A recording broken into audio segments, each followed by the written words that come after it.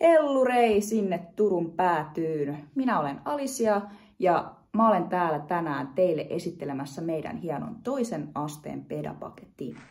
Mä en valitettavasti päässyt tänään paikan päälle, sillä olen kuvauksissa Helsingissä, mutta nyt pääsette kuulkaa nauttimaan minun lärvistäni siellä toivottavasti isolla screenillä kuulkaa oikein olan takaa.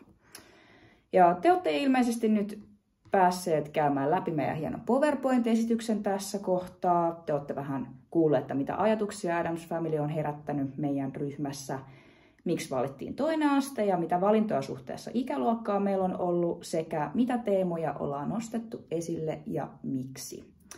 Ja nyt on tullut sitten meikäläisen aika tehdä taikatemppu. Wow, nyt siellä on se meidän paketti. Pitäisi olla teidän silmien edessä mun oikealla puolella tossa noin. Ja aletaan sitten käymään sitä läpi. Ja tosiaan meikäläisen saa sitten stopata missä vaiheessa vaan haluaa, jos mä täällä jäpätän jotain omiani tai ylipäänsä jos haluaa sitten lisätä mun höpötyksiin jotain, niin kuulkaa, antaa palaa. Tää koko roska on kuvattu yhdellä kerralla purkkiin, niin en lupaa yhtään mitään. Tai vähän ehkä jotain, mutta joo, hienot editit ainakin, jos se on. Joo, elikkäs aloitetaan. The Addams Family opetusmateriaali toisen asteen opiskelijoille. Ja siellä on me tekijät heti sen alapuolella. Aloitettiin tämä koko paketti sitten alkusanoilla, missä vähän kerrotaan, että mikä tämä opetusmateriaali oikein on ja mitä se sisältää ja mihin sitä olisi sitten myöskin tarkoitus käyttää. Tämän jälkeen sitten sanottiin, että tervetulemasta Turun kaupunginteatterille. Kerrotaan vähän, että mikä on Turun kaupunginteatteri ja mitä siellä oikein tapahtuu. Ja sitten ollaan laitettu tuohon linkkiä, että jos haluaa tutustua lisää Turun kaupunginteatteriin ja oppia teatterista, niin siellä on sitten linkki. Ja osoitekin laitettu, että sitten löytää paikan päälle sitten, kun sinne haluaa mennä.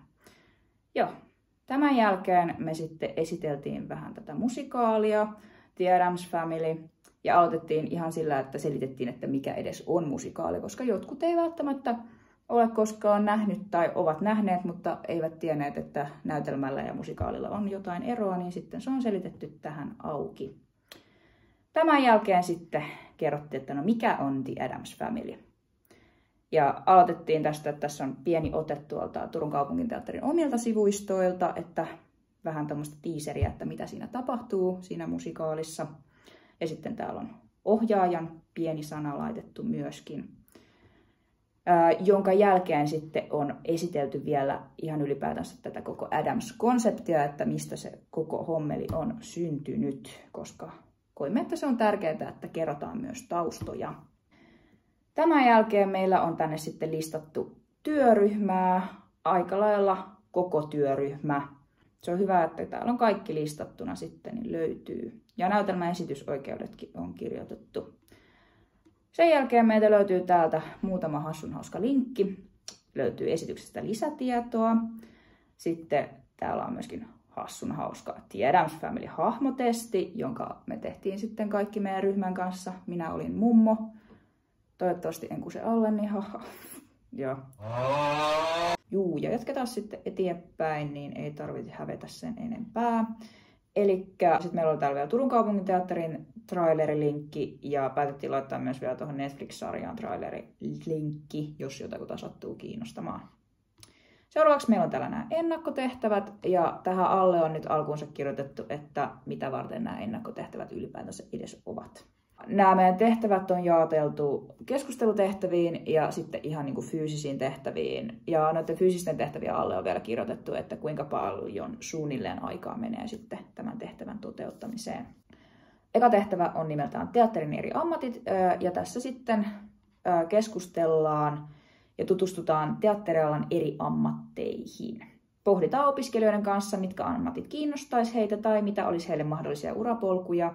Ja sitten tänne on lisäohjeena laitettu, että jos oppilaat nyt sattuu kysymään ja olemaan kiinnostuneita tästä taidealasta, niin sitten, että millaisia koulutusmahdollisuuksia löytyy. Ja täällä on montaa eri alaa. Täällä on näyttelijä, ohjaaja, dramaturgia ja sitten on selitettynä, että mitä ne sitten työkseen edes tekevät. Ja sitten on lopuksi laitettu, että kysytään ryhmältä, osaako he listata vielä muitakin teatterialan ammatteja, koska nuohan eivät ole kaikki ammatit, mitä löytyy todellakaan. Joo. Sitten meillä on tehtävä 2, paineiden ja odotusten ravistelukävely. Ja tähän alkuun on selitetty, että mitä varten tämä koko tehtävä onkaan. Ja sitten täällä on tavoitteena, että ryhmäyhteinen koheesio, paineiden ja odotusten tunnistaminen ja purkaminen, samaistuminen sekä myötätunto ja pituus 15 min-ish. Mä en lue tätä kuvausta kokonaan, koska muuten me ollaan täällä puoli tuntia, mutta tämmöisen nopean riikäpin tästä annan, että oppilaat siirtävät pulpetit ja sitten kävelevät tilassa ympäri luokkatilaa ja sitten heitä ohjeistetaan miettimään joku paine mielessänsä ja sitten jossain vaiheessa sitten kun ovat siellä kävelleet ympäri tilaa ja miettineet tämän paineen, niin sitten sanovat se ääneen ja sitten muut oppilaat yrittävät sitten keksiä jotain apuja tähän paineeseen. Ja tänne on laitettu sitten vaihtoehtoja, että jos on vähän ujompi luokka, tai sitten jos on vähän semmoinen, joka luokka tuntee toisensa. Tässä on vaihtoehto 1, että jos ne tuntevat toisensa, niin he voivat kertoa kuuluvalla äänellä aikaisemmin valitsemansa paineen tai odotuksen. Tai sitten vaihtoehto 2, näille vähän hiljaisimmille oppilaille, että se voidaan toteuttaa pareittain tai pienryhmissä, sitten kertovat näistä paineista ja keskustelevat niistä. Ja tämän harjoittelun lopuksi voidaan vielä pitää purkukeskustelu tästä koko höskästä. Joo. Tarkemmin sitten tosiaan nämä kaikki sitten voitte itse lukea, kun ettei tähän mene koko päivää, kun mä näitä täällä luen. Joo, sitten meillä on tehtävä 3. Tarkkailutehtävä näytelmän aikana, eli bingo. Tavoitteena on virittää oppilaat havainnoimaan tulevaa esitystä. Ja tässä on ideana, että ollaan tehty tänne 2 valmista bingo-pohjalappua. Toinen on puoliksi täytetty ja toinen on täysin täytetty, niin kuin täällä näkyy. Tässä on ekana tämä puoliksi täytetty ja sitten on tämä täysin täytetty. Ja vaihtoehtona on, että oppilaat voi joko itse täyttää ja sitten opettaja kerää nämä laput ja sitten antaa siellä esityksessä heille, että he saavat eri lapun kuin minkä ovat itse kirjoittaneet. Tai sitten jos opettaja haluaa päästä helpommalla, niin sitten voi vaan suoraan antaa esityksessä tämän täytetyn lapun. Ja sitten he yrittävät siellä tutkia näitä lappuja ja saada bingon. Ja opettaja on ohjeistettu, että ei sitten huudeta bingoa, kun sen bingon saa. Tämän jälkeen meillä on jälkitehtävät. Ja tässä on jälleen selitetty, että mitä on jälkitehtävät tässä näiden jälkitehtävien alla. Ja meillä on täällä tehtävä 4, mikä on keskustelutehtävä, teatterivierailun ja tarkkailutehtävän jälkipuinti. Tavoite: oppilaat pohtivat teatterikokemusta sekä oppimansa teatterivierailun aikana.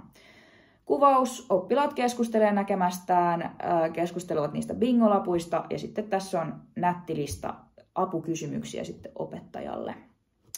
Tämän jälkeen meillä on täällä pikku linkki: tutustu Adamsin perheeseen, minkä pitäisi sitten viedä sinne, että siellä näkyy ne kaikki hahmot ja heidän naamat ja ketä he sitten on, niin päästään vähän muistuttamaan vielä, että kuka hahmo oli mikä hahmo näytelmän jälkeen. 5. tehtävä: fyysinen ilmaisu. Tavoite: auttaa opiskelijoita tutkimaan näyttelijän fyysistä ilmaisua ja roolianalyysiä. Kesto 10-15 minuuttia. Jälleen kerran selitän tälle nopeutettuna. Eli oppilaat kävelevät jälleen kerran ympäri tilaa. Kokeillaan erilaisia liikkumistapoja, painavaa, kepeää, sulavaa, nopeaa. Ja siinä sen jälkeen seuraavassa vaiheessa voidaan kokeilla kävellä The Addams Family-hahmojen tavoin. Ja tämän takia meillä oli siinä aikaisemmin vielä se muistutuslinkki siitä, että voidaan katsoa, että mitä hahmoja siellä olikaan. Ja sitten ne oppilaat siellä yrittää kävellä, miten he ajattelisivat, että nämä hahmot kävelee. Sitten lopuksi käydään yhdessä läpi, mitä oivalluksia osallistujat koki harjoitteetta tehdessään, millä tavoin Addams Familyn roolihahmot liikkuvat, jada. Ja täällä on myös laitettu lisäohje. Harjoitetta varten voi käyttää toiminnallisen tehtävien taustalle musiikkia, jos lystää. Meillä on täällä tehtävä 6, paljastusten pöytä, ja se on tässä kerrottu, että se on tässä sen takia, koska siinä musikaalissa on paljastusten pöytä. Tavoite auttaa opiskelijoita kertomaan faktoja itsestään toisille opiskelijoille. Kesto 15-20 minuuttia. Nopea kuvaus. Oppilaat jaetaan pieniin ryhmiin, jossa he keksivät itsestään 2 totuutta, 1 valheen. Ja sitten kertovat ne siinä pienryhmissä. Ja pienryhmän tehtävänä on sitten löytää sieltä nämä valheet. Ja he saavat kysyä tarkentavia kysymyksiä, joihin saa vastata joko kyllä tai ei. Ja sitten koko tämän homman jälkeen voidaan yhteisesti keskustella, miltä tuntui keksiä valheita ja kertoa ehkä yllättäviäkin totuuksia itsestään. Ja viimeisenä tehtävänä meillä täältä löytyy videotehtävä. Siinä on tavoitteena harjoitella ryhmätyötaitoja samalla kun analysoidaan henkilöhahmojen motiiveja, kehitystä ja rooleja tarinassa. Kesto 45-60 minuuttia. Ja kuvauksen ideana on, että oppilaat jaetaan ryhmiin, he valitsevat jonkin näkökulmahenkilön ja sitten tekevät videon siitä, että mitä tapahtuu tämän esityksen jälkeen tälle henkilölle. Sitten he saavat sen editoida, tänne on laitettu iMovie tai CapCutia voi käyttää. Ja sitten lopuksi valmiit teokset esitellään luokalle. Sitten katselun jälkeen voidaan keskustella, miksi valitsitte juuri tämän hahmon ja miten keksitte jatkotarinan ja mitä opitte hahmosta. Ja viimeisenä meillä on täällä sitten lähteitä. Siellä on Wikipedia ja TK-teatteri. Joo. Tässä oli meidän PEDA-paketti. Ja lopuksi haluaisin vielä kiittää ryhmääni ja ylipäänsä sanoa, että oli ilo työskennellä. Ja seuraavaksi vielä käytte läpi, että missä me ollaan onnistuttu, niin itse sanoisin tähän vielä sen, että homma oli kuin tanssia, oli selkeää pallottelua koko ajan, oli selkeät työnjaot, kuka tekee, mitä tekee ja kaikki teki yhtä paljon ja todella hyvää duunia, niin siitä isot kiitokset kaikille. Nyt olen jäpännyt tarpeeksi. Hyvää päivänjatkoa sinne ja nähdään huomenna. Ciao.